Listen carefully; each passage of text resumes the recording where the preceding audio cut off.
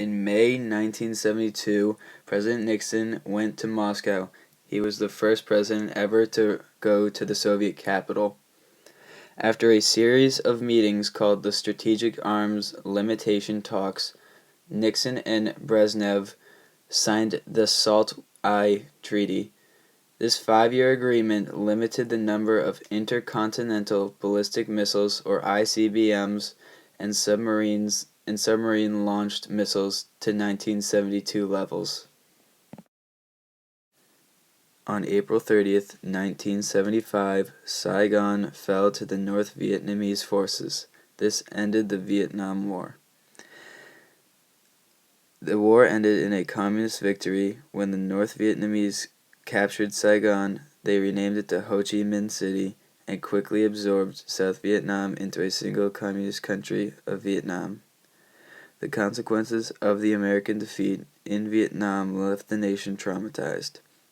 The war had polarized American politics as the Democratic and Republican parties went in two completely different directions.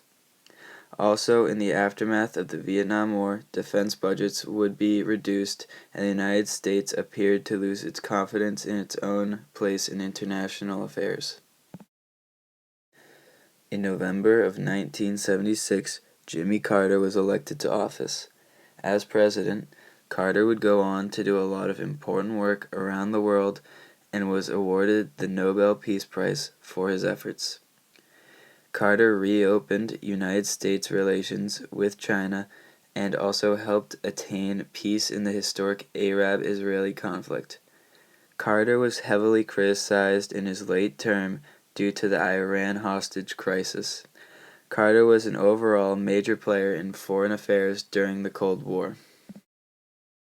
In the summer of 1978, the Camp David Accords were agreed upon. In 1977, Egyptian President Anwar el-Sadat and Israeli Prime Minister Menachem Begin met in Jerusalem to discuss an overall peace between the two nations. In 1978, Carter seized on the peace initiative between the Egyptian and Israeli heads. When peace talks stalled, Carter invited the two to Camp David. After 12 days of intense negotiations, the three leaders reached an agreement known as the Camp David Accords. Israel agreed to withdraw from the Sinai Peninsula, and in turn, Egypt formally acknowledged Israel's right to exist. In 1979, the Iran hostage crisis took place. In January 1979, the Muslim religious leader Ayatollah Ruhollah Khomeini led the rebels in overthrowing the Shah, who the United States supported. In October, Carter allowed the Shah to come to America to be treated for cancer, which infuriated the Iranian rebels. On November 4th, armed students seized the United States Embassy and captured 52 American hostages in demand for the Shah. Carter refused, and on January 20th, 1981, the prisoners were released, 444 days after the fact. In 1983, Ronald Reagan created the Strategic Defense Initiative. Ronald Reagan was elected in 1980 and wanted to make many changes. One very important thing that he did change was an increase in the military defense spending. Between 1981 and 1984, the Defense Department budget almost doubled.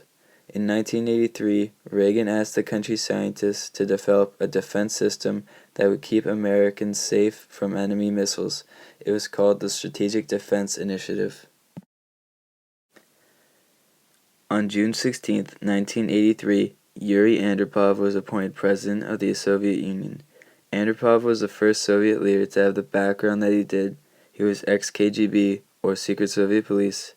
It was often rumored that Andropov was very fond of the Western way of life, and Andropov only served for 15 months as the head of the Soviet Union.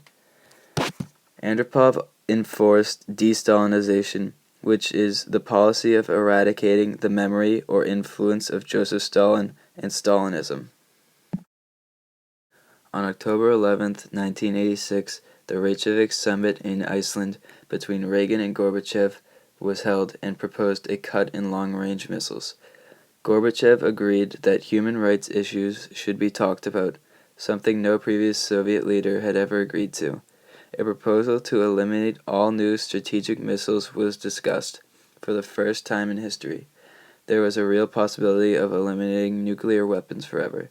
This could have made the world free from nuclear weapons entirely, which would have made the world much safer. On December 8, 1987, the Washington Summit was held in Washington. The Washington Summit of 1987 was a summit of great success. The Intermediate Range Nuclear Forces Treaty was signed by Reagan and Gorbachev, and it eliminated nuclear and conventional ground-launched ballistic and cruise missiles with intermediate ranges. Intermediate ranges are considered to have the range of 300 to 3,400 miles. On November 10, 1989, East Germany began to take down the Berlin Wall. The decision to open the wall was also a reflection of the political changes taking place in East Germany, where the communist leadership was losing power and many people wanted free elections in government. This also influenced President Bush and his advisors that Mikhail Gorbachev's statements about desiring a new relationship with the West must be taken more seriously. This is one of the most remembered events of the entire Cold War.